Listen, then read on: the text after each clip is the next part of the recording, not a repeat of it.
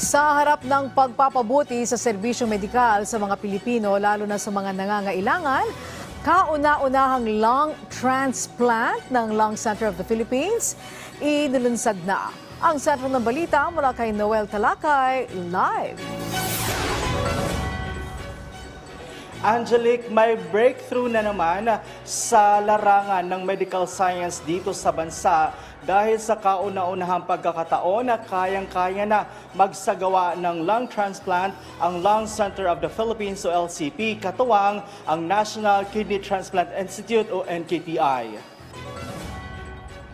Isang magandang kolaborasyon ng LCP at NKTI matapos nilang maitatag ang kauna-unahang lung transplant program sa bansa. Ito ay para hindi lang labanan ang lung disease na nagpapahirap sa mga Pilipino, kasama rin dito ang pagbutas ng kanilang mga bulsa. Ilan lang ito sa mga binitawan na mensahe ni Pangulong Ferdinand Marcos Jr. matapos niyang pasinayaan ang paglungsad ng lung transplant program ng nasabing dalawang ospital.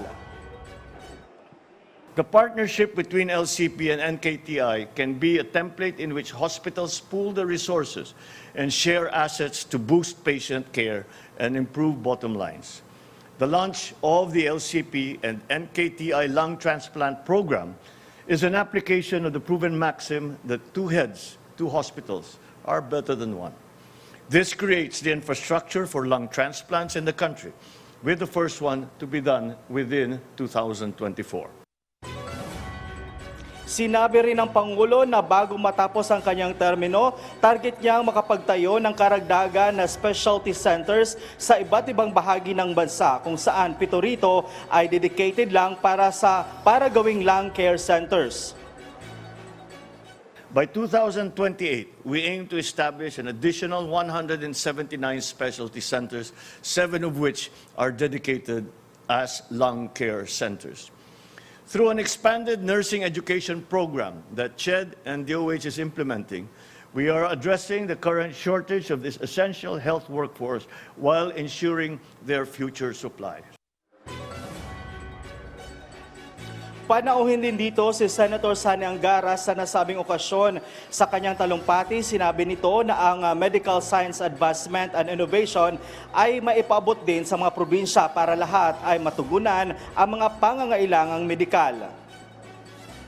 Maganda sana, magagaling yung mga doktor sa Batanes, pero they have a difficulty, which is the problem of many provinces. Problema talaga nila yung getting specialists to practice because of many factors. Nagpaabot din ng pagbati at pasasalamat si Quezon City Mayor Joy Belmonte sa mga opisyal ng LCP at NKTI. Aniya, tiyak na unang makikinabang dito ang mga taga Quezon City dahil hindi na sila lalayo para makakuha lang ng nasabing medical procedures. We pray for the overwhelming success of this lung transplant program, which will not only bring renewed health, but most especially, as Doc Edmond said, a beacon of hope, the gift of hope to our fellow Filipinos. Angelique, sinabi rin ng Pangulo na tutulong siya na maiayos yung nasirang bahagi ng NKTI nang nasunog noong 1998 at hanggang sa ngayon ay hindi pa ito nasasaayos para daw makatulong o mas makatanggap pa ng mas maraming pasyente. Angelique? Okay, maraming salamat sa iyo, Noel Talakay.